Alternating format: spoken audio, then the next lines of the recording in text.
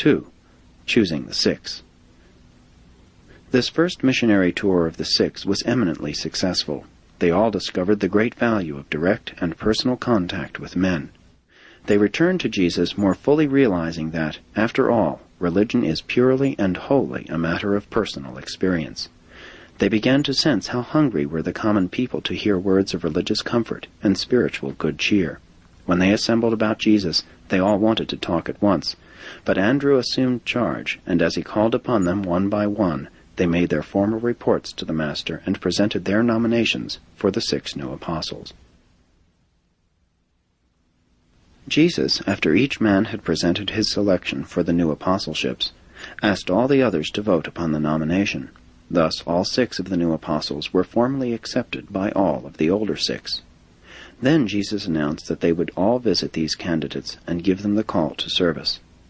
The newly selected apostles were 1. Matthew Levi, the customs collector of Capernaum, who had his office just to the east of the city, near the borders of Bithynia.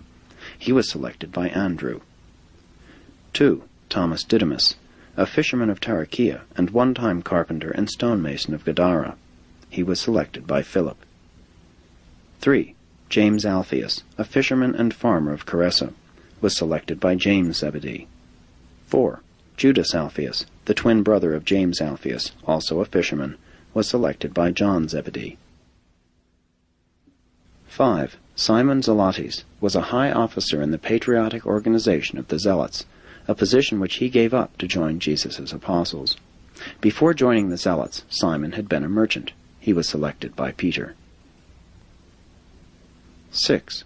Judas Iscariot was an only son of wealthy Jewish parents living in Jericho. He had become attached to John the Baptist, and his Sadducee parents had disowned him. He was looking for employment in these regions when Jesus' apostles found him, and chiefly because of his experience with finances, Nathanael invited him to join their ranks. Judas Iscariot was the only Judean among the 12 apostles.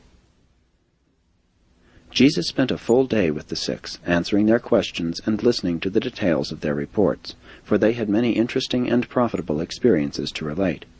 They now saw the wisdom of the Master's plan of sending them out to labor in a quiet and personal manner before the launching of their more pretentious public efforts.